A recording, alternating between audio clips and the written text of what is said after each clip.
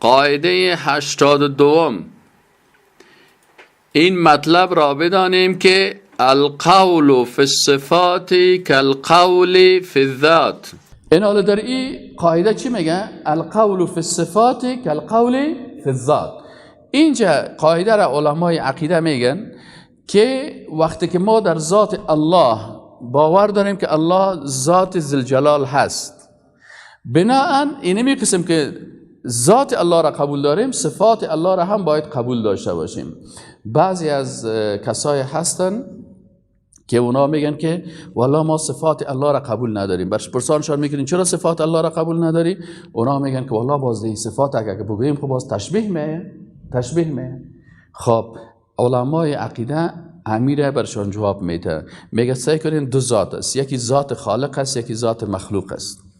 ذات خالق ذاتی هست که به جلال و عظمت و بزرگی الله شایسته هست، و ذات مخلوق ذاتی هست که به مخلوق بودن و عاجزی و ناتوانی همین مخلوق چی است؟ شایسته هست. پس هیچ تشبیه بین ذات خالق و ذات مخلوق نمیشه. اما حرف زال الف ت که ما میگیم سیزده، وقتی که یه حرف استعمال میگیم زال الف ت ذات هم برای خالق استعمال میشه و همین زال الف ت برای مخلوق استعمال میشه. لکن از حیث مدلول و معنا هیچ ذات خالق با ذات مخلوق مشابه نیست. وقتی که ذات خالق با ذات مخلوق مشابه نیست و تو برای الله ذات قبول کردی، پس صفات خالق هم می قسم است. وقتی که یک صفت الله را میگیم، صفت الله با صفت مخلوق مشابه نیست. پس وقتی که مشابه نباشه چرا مشکل پیدا شود؟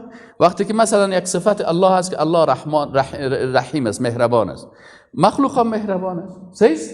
پس ریح یا میم، رحیم به معنای مهربان، ریح یا میم به معنای مهربان، هم برای خالق استعمال شده هم برای مخلوق استعمال شده. لکن رحمت الله شامل و کامل است و رحمت مخلوق ناقص است. پس ما هیچ وقت بین رحمت الله و رحمت مخلوق تشبیه نمی کنیم. این آیت قرآن کافی و شافی است که لیس کمثله شیء، هیچ چیز مثل الله نیست. پس رحمت مخلوق مثل رحمت خالق نیست. از این خاطر علما میگن که القول فی الصفات، یعنی سخن گفتن در صفات، کالقول فی الذات، مثل سخن گفتن در ذات است. وقتی که ذات قبول کردی، صفات هم باید چی کنی؟ قبول بکنیم. و این اکثر همین مشکل کسانی که امیر قبول نمیکنن، باز اینجا دو قسم مردم، دو طایفه مردم پیدا شدن. یک طایفه مردم پیدا شدن که اونا صفات کامل نفی میکنن، میگه هیچ العیاذ بالله صفت سمیع، صفت علیم، صفات الله را مطلقا انکار میکنن. فهمیدین؟ یعنی یک تعداد مردم های دیگه با صفات، بعضی صفات قبول میکنن، بعضی صفات دیگر را قبول نمیکنن. یک تعداد صفات انکار کردن به بهانه از اینکه تشبیه نشه. یک تعداد دیگه یک تعداد صفات قبول دارن، یک تعداد دیگه صفات قبول ندارن. به بهانه چی؟ که چی میشه؟ تشبیه میشه. ایناله یک تعداد دیگه گفت ما صفات لفظش قبول داریم لکن معناش چی میکنیم؟ تعویل میکنیم. ایناله چرا مثلا به الله ید گفته شده ایره تعویل میکنیم؟ میگه ایره ما تعویل میکنیم به قدرت. مشکل چی پیدا میشه؟ آل الله سبحانه و تعالی در قرآن عظیم الشان هم صفت قدرت بر خود گفته والله علی کل شیء قدیر، و همچنان الله سبحانه و تعالی در قرآن عظیم الشان صفت ید گفته که پس وقتی که الله گفته صفت ید هم بر خود، پس دو صفت بر خود بیان کرده. این حال یک تعداد میگه ما صفت ید قبول نداریم، عوضش رو به چی ترجمه میکنیم؟ به قدرت. پس صفت ید چی کردن؟ تعطیل قرار دادن. اینی طایفه را میگن معطله.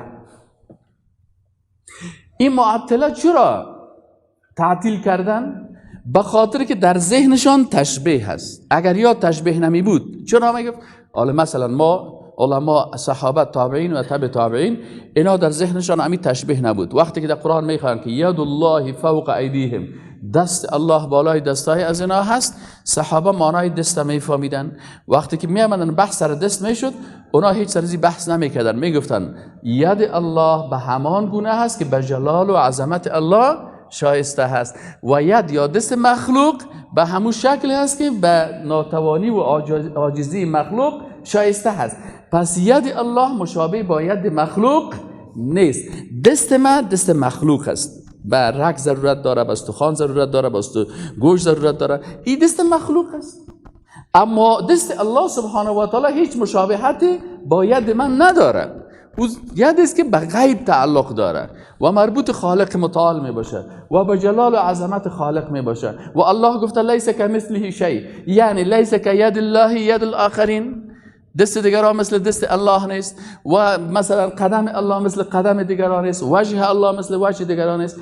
اینه. پس علمای صحابه و تابعین و تبع تابعین که از اینا به نام علمای سلف یاد میشه، علمای سلف اینا در قسمت صفات و افعال الله آنچه که در قرآن و سنت ثابت است او را ثابت میکردن، معنایش میفهمیدن، اما کیفیتش میگفتن کیفیت داره لکن ما کیفیتش نمیفهمیم. چرا نمیفهمیم؟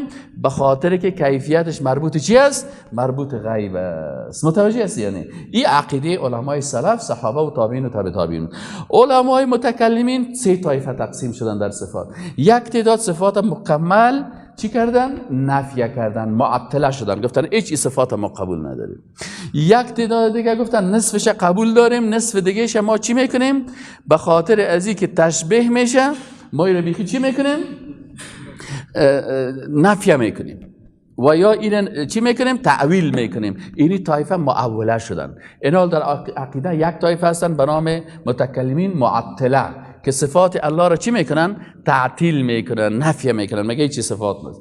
یک تعداد دیگه هستن که اینا معوله هستن، صفات الله را چی میکنن؟ ید تعویل میکنن به چی؟ به قدرت. متوجه هستین یا نه؟ قسم سومش مجسمه هستن. اونا کدام مردمایی هستن؟ اونا که العیاذ بالله ید الله را با ید مخلوق چی میکنن؟ تشبیه میکنن. مثل که میگه ید مخلوق جسم است، العیاذ بالله ید الله را هم جسم قرار میتن. این فرقه ها کلش فرقه های گمراه هست. وقتی که تعطیل هم میکنه به گمراهی میره، در صفات منظورم است، در دیگه جای تعویل نمیگیم چرا در بعضی جای دیگه تعویل و تفسیر گپا. در این صفات در این بخش کسایی که تعطیل میکنه هم به گمراهی رفتن. چرا یک صفت قبول میکنه این صفت قبول نمیکنه؟ چی انکار تعطیل کل باشه یا جزش باشه؟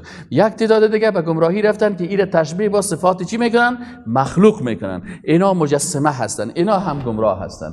و کسی دیگه‌ای که مشبهه هستن که تشبیه میکنن صفات الله را با مخلوق. مجسمه و مشبهه یک چیز هستن. این هم فرقه های گمراه هستن. و کسایی هستن تعویل میکنن، یعنی نصف صفات قبول میکنن، نصف صفات دیگر قبول نمیکنن. میگه ما این معنایش چی میتیم؟ تغییر میتیم. پس اینیا هست. عقیده درست و صحیح اسلامی خیلی هست که ما در او گمراه نشیم. اویی هست که ما اینمی صفات آنچه که الله در قرآن و سنت گفته قبول داریم، معنایش هم میفهمیم، قبول داریم، میفهمیم که دارای کیف است. چون صفات الله اگر بعضی کساس بازا میگه نه کیفیت هیچ ندارن. وقتی که کیفیت نداشت صفات الله، افعال الله تشبیه میشه با چی؟ با یک جسم اما تو جامد. این هم غلط است. بلکه ما میگیم کیفیت هم داره، لکن ما کیفیت صفات الله را و افعال الله را نمیفهمیم. کیفیت مربوط به چی میشه؟ به غیب میشه. این حال بسیاری از افعال است که الله سبحانه و تعالی گفته است و ما کیفیتش نمیفهمیم. پس وقتی کیفیتش نمیفهمیم ما او را چی میکنیم؟ به او در چیزی که مربوط غیب است مداخله نمیکنیم.